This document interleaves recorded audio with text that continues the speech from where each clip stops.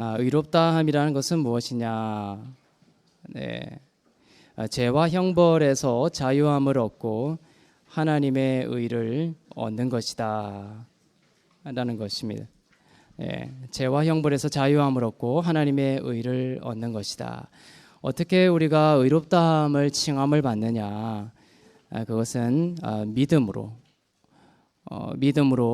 하나님의 의를 입게 되는 것이다. 그런데 이 유대주의자들은 이 믿음에다가 플러스 알파를 자꾸 더해야 의로움을 입는다라고 주장했던 것이죠. 믿음으로가 아니다라고 하거나 아니면 믿음만으로가 아니다.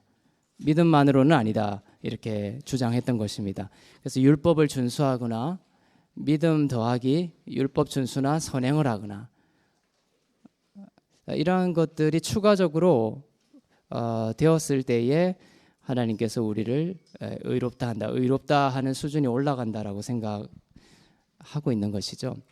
지금 이제 가톨릭도 마찬가지죠. 유대교화한 측면들이 있는 것입니다.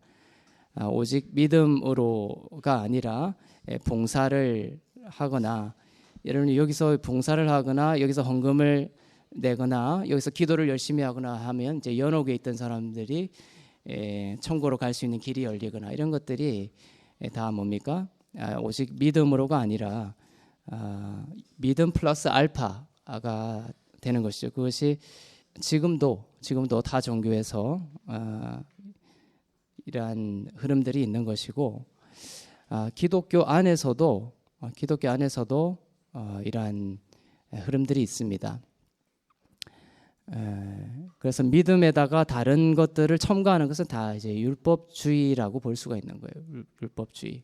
그래서 내가 믿음으로 말미암아 믿음 있는 아브라함과 함께 복을 받으리라 이렇게 갈라디아서에서 나오죠. 그런데 믿음 플러스 알파로 아브라함의 복을 받느니라 이런 식으로 생각하는 것이 이제 율법주의가 되는 것이에요. 그래서 믿음뿐만이 아니라 기도를 열심히 해야 아니면 금식을 많이 해야 주일 성수를 해야 이런 것들이 전부 이제 큰 범주에서 율법주의라고 볼 수 있는 것입니다. 그것은 믿음으로 말미암아 하나님의 의를 입었다라는 이 놀라운 은혜에 대한 감사로서 나가는 것이고 또 어떤 기도를 한다든지 금식을 한다든지 이것은 이 믿음을 다시금 회복하기 위한 하나의 공간과 시간으로서 우리에게 나오는 것이지 그것이 우리에게 하나님이 주시는 어떤 축복의 플러스 알파가 되지는 못한다라는 것이에요. 그래서 신명기 그 28장에 보면 그 축복과 저주에 대한 이야기들이 나와요. 그죠? 들어가도 복을 받고 나와도 복을 받고 들에서도 복을 받고 부엌에서도 복을 받고 귀신들이 한 길로 왔다가 7길로 도망가는 이런 그 축복들이 막 나옵니다. 그 28장의 그 축복을 우리가 받으려면 신명기 27장 1절이나 28장 1절에 나오는 그 전제 조건을 지켜야 되는 거. 그리고 우리가 그 부분들을 읽으면서 되게 좋아하지만 예수 그리스도를 바라보지 못하면 그거 되게 참혹한 구절이에요. 그것이 왜냐하면 그 하나님이 주신 계명을 항상 다 지킬 때 주어지는 복이거든요. 그것이 신명기 27장 28장부터 나오는 축복과 저주 그리고 이제 29장 이렇게 저주 구절로 넘어가면 그렇지만 너희가 이 계명을 항상 또 다 지키지 아니하면 이제 나가도 저주를 받고 들어와도 저주를 받고 막 이래 나와요. 그 구절들을 읽으면서 내가 이 계명들을 잘 지키면 되겠구나. 이것이 우리의 착각이라는 것이에요. 그 신명기 27장, 28장, 29절 축복과 이 저주의 기록의 의미는 뭐냐면 너희는 항상 너희의 자격과 너희가 어떠한 것을 지켜서 나오려고 하면 그 율법 행위를 의지해서 나올 때는 항상 저주 아래 있다라는 것을 폭로시키기 위해서 써놓은 거라는 거예요. 그래서 우리가 그것을 읽으면서 나는 항상 저주 아래 있는 자군요 라는 것을 깨달아야 되는 거예요. 그래서 신명기 28장 맨 마지막에 보면 뭡니까? 우리가 팔렸는데 저주 부분인데요. 어떤 저주냐면 우리가 팔려도 살 사람이 없다. 노예 시장에서 우리가 팔려도 우리를 살 사람이 없다 이런 구절이 나와요. 그것이 저주의 가장 마지막에 클라이막스를 이루고 있죠. 그 말의 핵심은 뭡니까? 그 저주의 끝에 바로 누가 그 저주의 그 극단에서 우리를 구출하냐. 그 저주의 노예 시장에서 값을 주고 사오는 자가 없다라는 저주가 아니라 우리를 그 노예 시장에서 속량하고 값으로 사오는 분이 계시다는 거예요. 그걸 바로 예수 그리스도다. 예수 그리스도께서 피값을 치르셔서 우리가 사망의 아들로 갇혀 있었는데 거기서부터 구출하기 위해 필요한 그 피값을, 죄사함의 피값을 예수께서 대신 치르시는데 우리가 그분을 믿음으로 말미암아 우리가 거기서부터 속량되어지는 그러한 은혜를 그 구절이 함의하고 있는 거예요. 내포하고 있는 것입니다. 그래서 예수 그리스도를 믿는 믿음으로 말미암아 그 신명기 27장, 28장, 29절에 나오는 그 모든 축복이 뭡니까? 우리에게 아멘이 되는 거예요. 그죠? 그래서 앞에 그 전제 조건을 누가 만족시키는 거예요? 예수 그리스도께서 만족시키는 거예요. 우리가 그것을 만족시키려고 달려드는 것, 그것이 바로 우리에게 비극이, 율법 행위로 들어가는 거예요.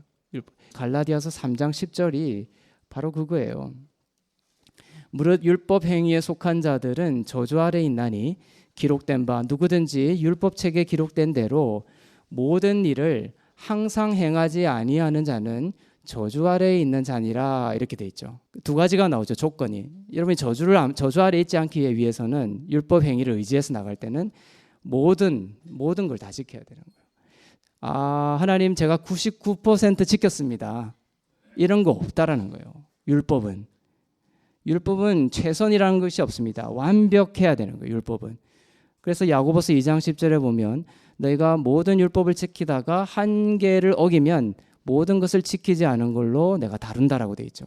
그것이 율법의 준엄성이에요. 그래서 율법은 항상 뭡니까? 100%를 요구하는 거예요. 그래서 내가 누군가를 어마무시한 그런 죄를 안 저지르고 착하게 살았더라도 뭡니까? 오늘 누구를 약간 미워했어요. 그러면 살인자가 되는 거죠. 모든 계명을 다 어긴 게 되는 겁니다. 그것이 율법이 가지고 있는 참혹함입니다. 우리가 그 율법이 얼마나 우리에게 참혹하고 우리의 어둠성을 비춰주는 참혹한 거울인지를 깨닫고 그리스도만을 항상 의지해서 살아가야 되는 거죠. 그래서 모든 일을 그 다음에 항상 이 두 가지가 만족이 돼야 되는 거예요.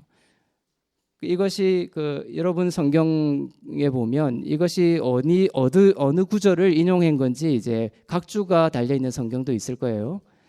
이 구절이 어떤 구절이냐면 제가 방금 얘기한 신명기 27장 26절을 인용한 거라고 각주에 나와 있죠. 신명기 27장 26절이 바로 축복과 저주에 대한 장이에요. 그러면 그 축복과 저주를 받기 위해 축복을 받고 저주를 면하기 위해서 그 계명을 다 지키려고 노력하는 삶 자체가 저주라는 것을 우리가 알게 되는 거죠. 이것이 신명기 27장 26절에 보면 이렇게 나와 있습니다. 이 율법의 말씀을 실행하지 아니하는 자는 저주를 받을 것이라 할 것이요 모든 백성은 아멘할지니라 이렇게 나와 있죠. 그리고 신명기 27장 그 초반에 보면 모세와 이스라엘 장로들이 백성들에게 명령했어요. 내가 오늘 너희에게 주는 이 무슨 명령을 지키라? 모든 명령을 지키라. 그래야지 이 저주가 아닌 축복을 받는다는 거예요. 신명기 28장에도 되어 있죠. 내가 내 하나님 여호와의 말씀, 신명기 28장 1절에 보면 내가 내 하나님 여호와의 말씀을 삼가 듣고 내가 오늘 내게 명령하는 그 모든 명령을 지켜 행하면 내 하나님 여호와께서 너를 세계 모든 민족 위에 뛰어나게 하실 것이다. 이렇게 돼 있죠. 이것을 대수롭게 여러분들이 생각하면 안 되고요. 밑에 나오는 축복들이 쭉 나오죠. 성읍에서도 복을 받고 들에서도 복을 받고 내 광주리와 떡반죽 그릇이 복을 받고 들어가도 복을 받고 나가도 복을 받고 내 창고와 내 손으로 하는 모든 일에 복을 내리시고 내게 주시는 땅에서 내게 복을 주실 것이며 때를 따라 비를 내리시고 내 손으로 하는 모든 일에 복을 주시고, 이 복이 착 나온단 말이야. 그러면 그것을 우리가 이러한 복을, 아브라함의 축복을 받기 위해서 뭡니까? 필요한 것이 율법적으로는 아주 준엄하다는 거예요. 모든 명령을 항상 지켜야 되는 거예요. 이 구절을 이제 갈라디아에서 가져와서 절대로 너희들은 이 너희 자신의 선함을 의지해서는, 너희 자신의 행위를 의지해서는 뭡니까? 항상 저주 아래 있는 자라는 것을 폭로시키는 거예요. 왜냐? 율법이 요구하는 것이 이거라는 거예요. 모든 일을, 갈라디아서 3장 10절에 모든 일을 항상 행하지 아니하는 자는 저주 아래에 있는 자기 때문에 그런 거예요. 그러니까 여러분이 이 땅에서 몇 년을 살지 모르지만 장수에서 100년을 산다고 해도 모든 것을 항상 계명을 지킬 수 있다라는 생각을 빨리 포기하셔야 되는 거예요. 빨리 포기하고 율법 행위에 속하는 그러한 생각을 버리고 예수 그리스도를 믿는 믿음으로 도피를 해야 되는 거예요. 예수께서 이 모든 전제 조건을 십자가에서 이루셨다. 그래서 요한복음 19장 30절에서 예수님 마지막으로 말씀하시죠. 십자가에서 쿨라, 히브리어로, 헬라어는 텔레스타이, 다 이루었다. It is finished. 뭘 다 이루셨다는 거예요. 쿨라라는 그 원어 자체는 full payment, 값을 다 치렀다, 이런 의미를 가지고 있어요. 주님께서 십자가에서 쿨라, 다 이루셨다, 이 말의 원어적인 의미는 내가 모든 값을 다 치루었다, 이런 뜻이에요. 그 말의 뜻은 바로 이 신명기처럼 우리들을 하나님의 백성 만들고 또 우리에게 아브라함의 축복을 주기 위해 필요한 그 모든 신명기의 전제 조건, 모든 계명을 항상 지켜야 되는 이 조건을 인간에게 짐을 지었던 이 무거운 짐을 누가? 예수께서 다 값을 치르시고 지켜내셨다는 거예요. 그래서 수고하고 무거운 짐진 자들아 다 내게로 오라는 말의 본지가 그거죠. 율법이라는 이 신명기와 구약이 우리에게 지웠던 그 무거운 준엄한 율법의 짐, 그 짐을 누가 대신지는 거예요? 예수 그리스도께서 대신해요. 그분께로. 그래서 이 의롭다함을 우리가 얻는 것은 오직 믿음으로만 된다라는 것을 우리가 깨달아야 됩니다. 이 믿음이 신앙생활을 하다 보면 자꾸 흔들려요. 저조차도 조금 이제 이 말씀을 계속 가까이 하지 아니하면 저조차도 많이 흔들릴 때가 있는 걸 볼 때 저는 가끔 그런 생각을 해요. 이거 정말 이 육이라는 것의 목소리, 육신을 의지하게 하고 그 다음에 믿음 외에 다른 것을 자꾸 첨가해서 예수 그리스도만으로 나갈 수 있는 것을 자꾸 막게 하는 육신의 그러한 경향성이 우리 가운데 있다라는 거죠. 이러한 은혜의 말씀을 계속해서 듣고 해서 믿음의 뿌리를 깊이 내리지 아니하면 쉽게 금방 갈라디아 지역의 사람들이 율법주의로 휩쓸렸던 것처럼 우리도 그렇게 휩쓸릴 수가 있다라는 거예요. 그러니까 마음이 어두워지고 결박이 되고 그 다음에 부흥이 떠나는 거예요. 죄 때문에, 죄가 많아서 부흥이 안 오는 것이 아닙니다. 우리가 잘못 착각하고 있죠. 이곳에 너무 많은 죄가 있어, 여기서는 부흥이 안 올 거야, 이렇게 이제 육신의 생각이죠. 하지만 복음은 뭡니까? 죄가 더한 곳에 은혜가 넘치는 거예요. 그러니까 죄가 넘실거리는 곳에 하나님의 은혜가 폭포수처럼 부어지는 거예요. 복음의 능력이죠. 부흥을 가로막는 것은 죄가 아니라 율법주의예요. 율법주의. 그러니까 이 죄로부터 부흥이 일어나도록 가로막는 것은 뭡니까? 오직 예수 그리스도께서 우리의 모든 죄를 율법으로 의롭다 하심을 받지 못하던 이 모든 일에 예수 그리스도를 믿는 믿음으로 죄사함과 의롭게 하심을 바울이 가는 곳곳마다 선포했죠. 사도행전 13장 38절. 그래서 이 사람을 힘입어 예수 그리스도로 말미암아 난 믿음이 우리를 의롭게 하고 또 우리를 하나님의 백성 되게 만든다라는 이 오직 믿음이 흔들려 버리고 다른 것들이 자꾸만 개입하는 것이 우리의 부흥을 가로막는 것입니다. 그래서 정말 아무리 죄가 많은 것이라도 정말 예수님이 당신의 모든 죄를 사했다. 오직 예수님만 믿으면 그분이 당신의 모든 죄를 용서하시고 하나님의 아들 되게 하고 의롭다 하시고 죄를 사하셨다는 이 순수한 복음이 들어가면 그것은 엄청난 부흥의 자리가 되는 거예요. 부흥의 자리. 그래서 오직 믿음으로 말미암아 아브라함의 축복이 나에게 온다는 것을 깨닫고 이 율법주의로 들어가는 것이 아니라 은혜 아래로 쑥 들어가는 거예요. 은혜로 쑥 들어가면 놀라운 하나님의 축복을 우리가 경험하게 되는 겁니다. 그래서 그 놀라운 하나님의 은혜에 지극한 놀라운 은혜를 경험한 자들은 뭡니까? 이제 정말 죽은 자에게 첫 열매로 드려주셔서 그분의 장자 되심과 연합하여 우리가 하늘의 장자로 가입되게 하시고 영원한 생명을 주시고 믿음으로 말미암아, 그러니까 그 보면 믿음으로 말미암아 아브라함의 축복을 주신다고 했는데 거기에다가 자꾸만 뭔가를 더해서가 아니라 오직 믿음으로 아브라함의 복을 주신다는 것을 깨달은 자들은 이제 기쁨으로 기도하게 되는 거예요. 감사로 헌금하게 되는 것이에요. 이 교회와 이 복음이 얼마나 귀한지 알기 때문에 뭡니까? 이 교회가 재정이 없으면 교회가 어떻게 일을 하겠어요? 이 교회를 든든하게 세우고 이 복음이 땅끝까지 전해지기 위해서 이제 이 헌금을 감사로 드릴 수 있게 되는 거예요. 그래서 그 감사로 드리고 기쁨으로 드리고 구원의 이 속죄의 기쁨으로 드리는 이 헌금을 주님께서는 기뻐하시는 거죠. 로마서 7장 4절에 보면 율법에 대해서 우리가 성도들이 죽임을 당했다 이렇게 돼 있는 거예요. 예. 죽어야 된다라는 것이 아니라 죽임을 당했다라고 돼 있습니다. 예.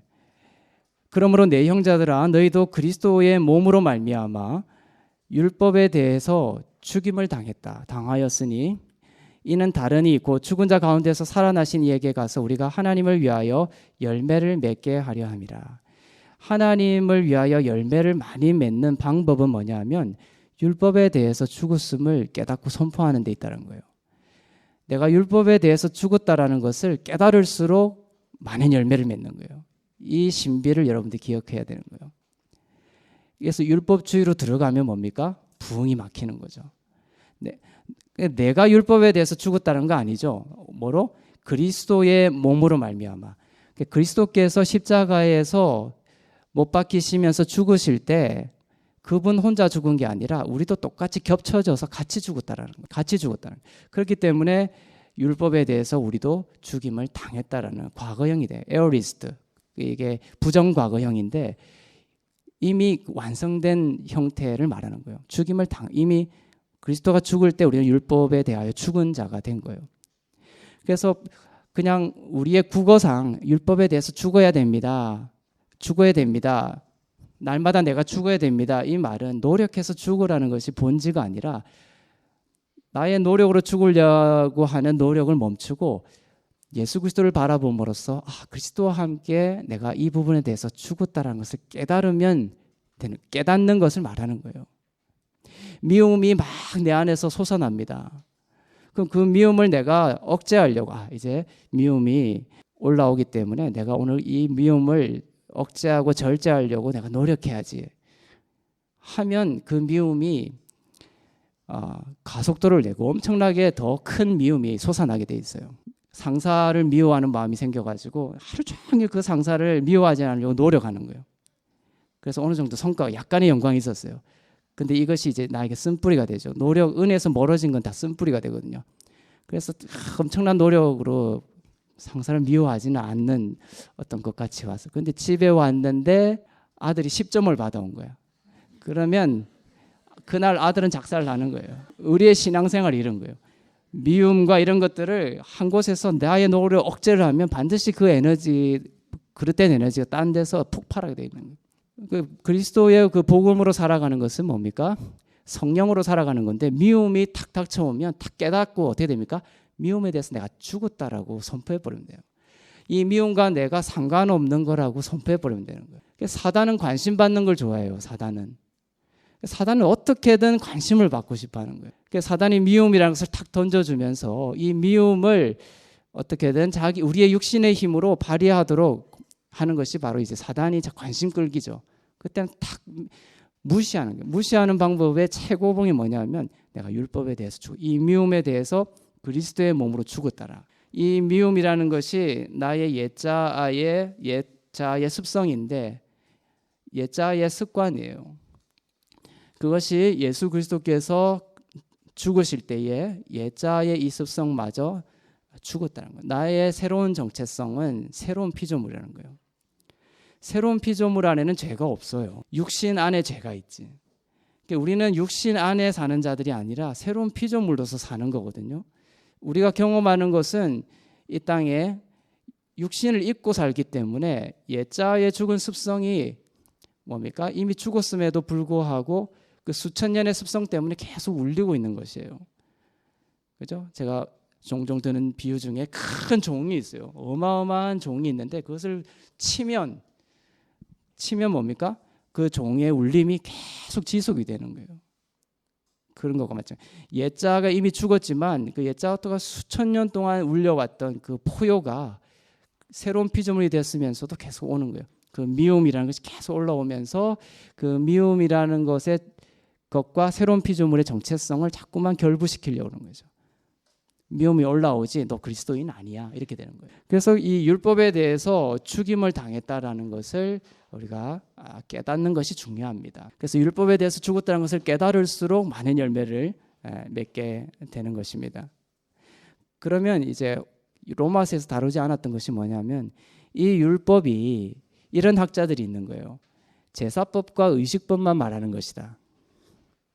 그러니까 우리가 율법 지킬 필요가 없다라는 거 그들도 동의하면서 뭡니까?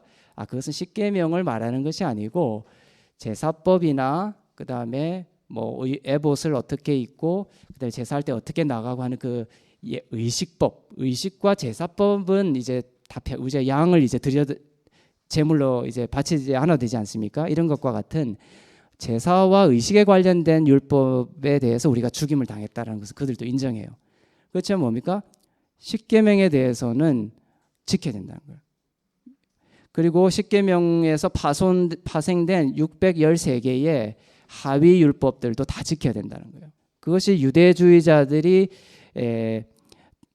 바울을 쫓아다니면서 흔들어 놨던 거죠. 믿음 플러스 율법 지키는 것. 그렇지만 의식법과 그다음에 제사법에 대해서만 죽은 것이 아니라 돌에 새겨서 주신 그 십계명에 대해서도 우리가 죽었다라는 것이 맞다는 거예요. 왜냐하면 지금 우리가 4절에서 로마서 7장 4절에서 우리가 율법에 대해서 죽임을 당했다라고 되어 있는데 이제 6절에 보면 이제는 우리가 얽매였던 것에 대해서 죽었다. 계속 죽었다고 얘기하고 있죠.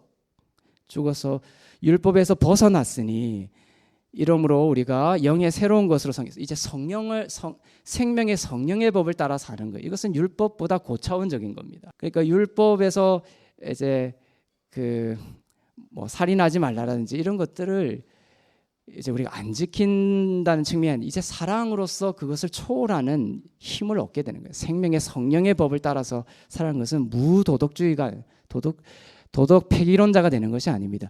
더욱 높은 차원의 힘을 얻게 되는 거예요. 그렇지만 이 계명을 지켜야지 복을 받는다라는 이 구약적 구도를 벗어나는 거예요. 그래서 이 얽매였던 것에 대해서 죽었다라고 되어 있으면서 7절이 중요한 거예요. 로마서 7장 7절에 보면 이것이 의식법과 제사법만을 말하는 것이 아니라 십계명까지도 얘기한 거라는 것을 알려주는 거예요. 뭐냐면 탐심에 대한, 십계명의 제일 마지막이 탐심에 대한 거거든요. 이웃의 것을 탐내지 마라. 그런즉 우리가 무슨 말을 하리요? 율법이 죄냐? 그럴 수 없느니라. 율법으로 말미암지 않고는 내가 죄를 알지 못하였으니 곧 율법이 탐내지 마라 하지 아니하였더라면 내가 탐심을 알지 못하였으리라. 그리하여 지금 이게 7절인데 그 앞에 4절부터 쭉 내려왔던 내가 율법에 대해서 죽었다라고 하는 것이 의식법과 제사법만을 말하는 것입니까? 아니죠. 십계명에 대해서도 우리가 죽었다라는 것을 말하는 거예요. 고린도후서 3장 7절에 보면 이 십계명이 우리를 살리는 것이 아니라 죽이게 하는 거라는 것을 알려주는 거예요. 로마서 3장에서 보면 우리에게 율법을 주신 것은 뭐죠? 우리가 심판 아래 있다라는 것을 알려주는 것이다. 아까 그 율법이라는 그 젓가락을 넣어서 휘젓는 것처럼, 그죠? 우리가 심판 아래 있다라는 것을 율법 때문에 심판 아래 있는 게 아니에요. 이미 심판받는 자로 태어나는 거예요. 심판 아래 있다는 것을 폭로시켜 주는 거예요. 율법이. 그래서 그 계명은 자꾸 우리를 죽이는 거죠.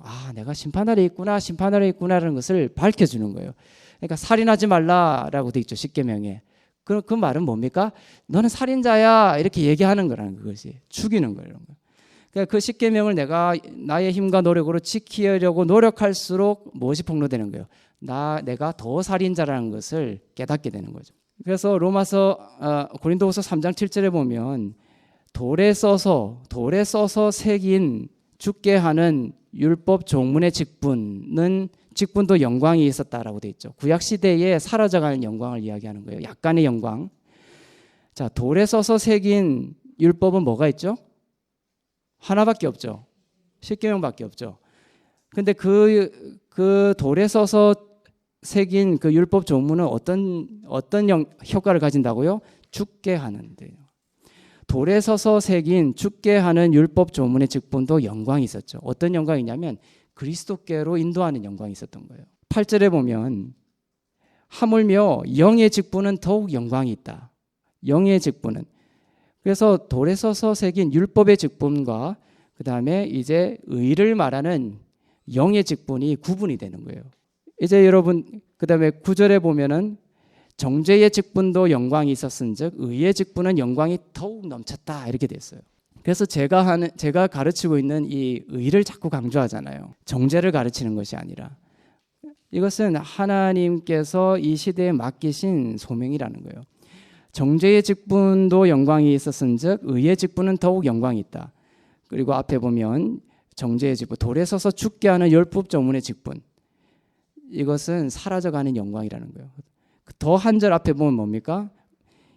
우리를 새 언약의 일꾼 되기에 만족하셨다는 거예요.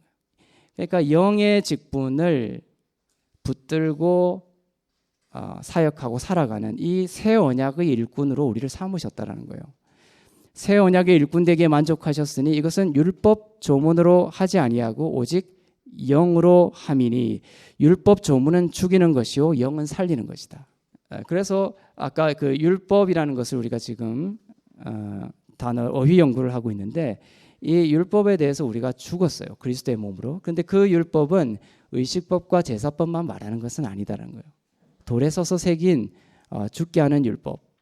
골로새서에 보면 그 율법을 뭐라고 이야기하죠? 우리를 분리하게 하고 거스르게 하는 율법 조문에 대해서 우리가 십자가에서 죽었다 이렇게 돼 있죠. 그래서 그 율법은 뭡니까? 항상 우리를 분리하게 하고 거스르게 하는 거예요. 그러니까 그것을 지켜가지고 하나님께 기쁨 받는다는 생각은 잘못된 생각이라는 거예요. 나는 그 투명한 걸, 그것이 나쁘다는 거 아닙니다. 율법의 문제점은 뭐냐면 너무 완벽하다는 거예요. 완전한 하나님의 율법이기 때문에 문제가 있는 거예요. 우리가 그것을 지킬 수 없기 때문에. 그래서 우리는 그 율법 앞에 항상 살인자로 폭로당하게 되는 거예요. 그래서 아담이 선악과를 따먹고 이제는 내가 선도 행할 수 있고 때로는 악도 행할 수 있지만 나의 의지로 선을 행할 수 있겠다는 양심이 생기면서 선악과를 따먹었지만 결국 어떻게 됐습니까? 항상 인간은 악에 속하게 돼버린 거예요. 선악과를 따먹으면서 내가 선도 행할 수 있어 이런 생각을 가지고 따먹었지만 뭡니까?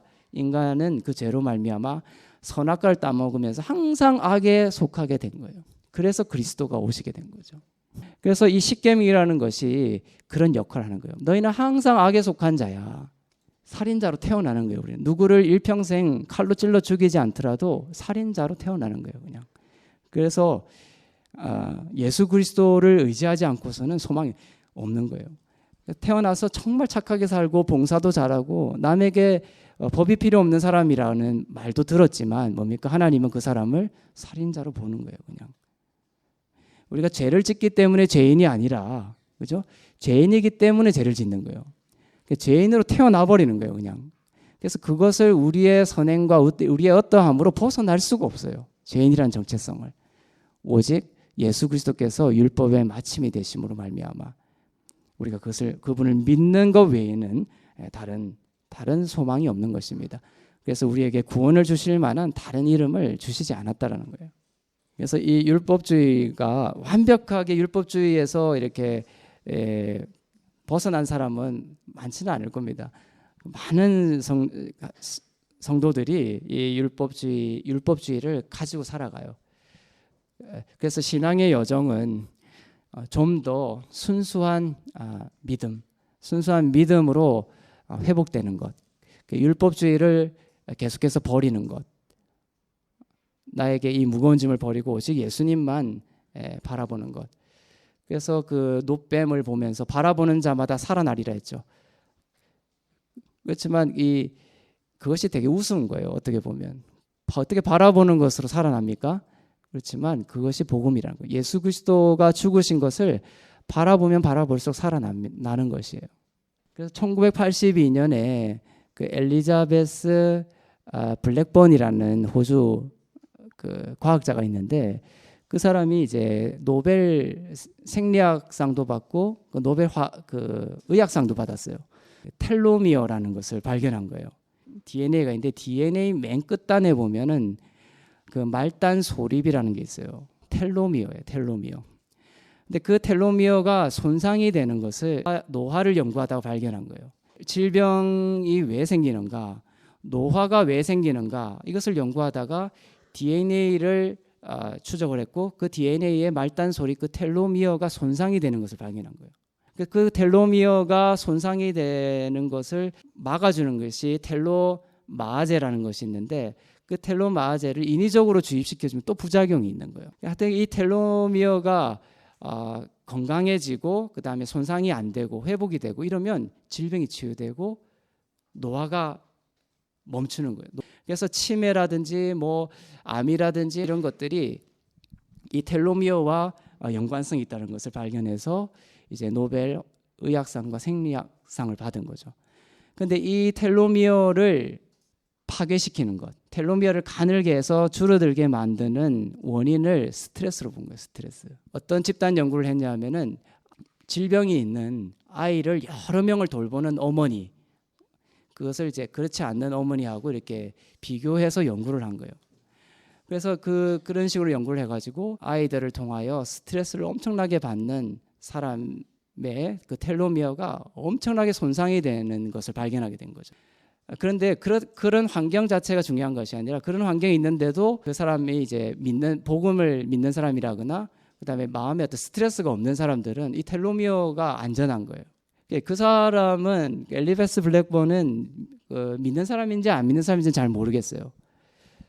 그런데 성경을 이제 구약의 이런 것들도 연구해 보면 왜냐하면 시편 그 91편이나 90편이라는 거 보면 장수에 대한 이야기들도 나오거든요.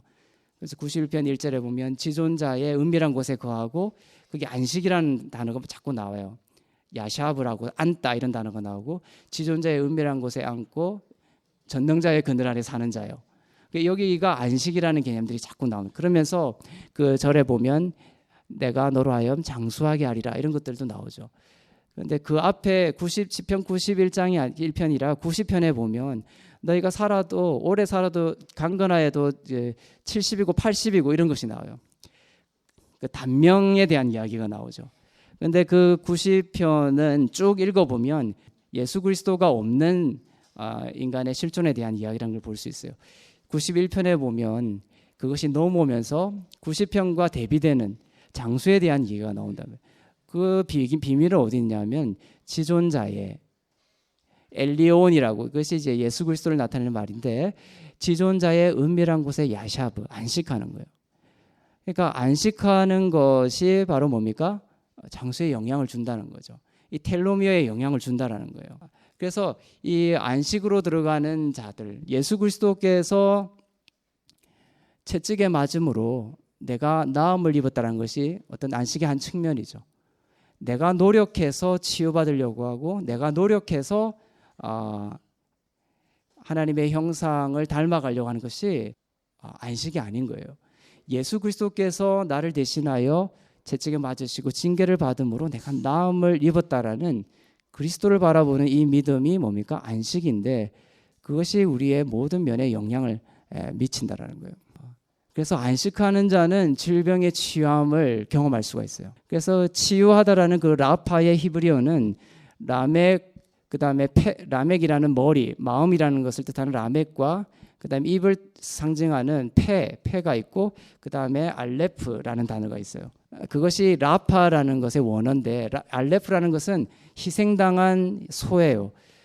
마음과 입술을 통하여 희생당한 예수 그리스도를 선포하고 바라보는 것, 이것이 이제 치유의 라파의 원어적인 뜻이라고 볼 수 있죠. 그래서 좀 성경 외적인 예가 제가 언급이 되기는 했지만 중요한 것은 뭐냐면 하나님의 형상을 닮아가는 것, 그 다음에 죄로 인하여 이 땅 가운데 들어온 것들로부터 죄가 너희를 주장하지 못하리니 너희가 율법 아래 있지 아니하고 은혜 아래 있음이라. 은혜 아래로 들어가고, 그 다음에 안식 안으로 들어가고, 그리스도께서 나를 위하여 대신하셨음을 믿는 자들에게는 뭡니까? 죄가 우리를 주장하지 못하는 이러한 일들이 벌어지는 것입니다. 제가 이제 그 다음 주에 한 번 더 이제 언약궤와 의 부분에 있어서 왜 예수 그리스도 안에서 in Christ I'm righteous, 예수 그리스도 안에서 내가 하나님께 의로움을 입었다라는 것이, 이것이 왜 하나님께 영광이 되는지, 우리가 하나님께 영광을 돌리는 삶을 사는 게 우리의 목적이거든요. 이사야서 43장 21절에. 그러니까 하나님께 영광을 돌린다고 하는 것에 근본적인 그 코어, 핵심이 뭔지를 이사야서 43장 25절과 빌립보서 2장 13절이 연계해서 우리에게 가르쳐 주는데, 그것을 미리 얘기하자면 예수님이 우리의 주님이라는 고백이에요.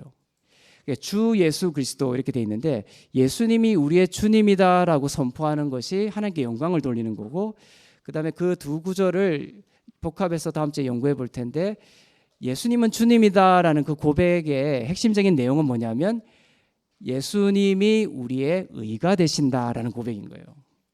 그러니까 예수 그리스도 안에서 우리가 하나님의 의가 되었다라는 이 선포가 예수님이 나의 주님이다라는 고백인과 동시에 하나님께 영광을 돌리는 일이 되는 것인 뿐만 아니라 빌립보서 2장 13절에 모든 이름이 그 이름 앞에 무릎 꿇게 되는 능력을 경험하게 되는 고백이라는 것까지 연결이 되어 있는 거예요. 아침에 일어날 때 In Christ I'm righteous라는 그 선포가 믿음으로 말미암아 그것을 선포할 때에 주님께 영광을 돌리고, 또한 지극히 높으신 이름 앞에 주님보다 높아진 것들이 다 무릎 꿇게 되는 놀라운 능력을 발휘하는 고백이다라는 것을 다음 주에 한 번 더 깊게 다뤄보도록 하겠습니다.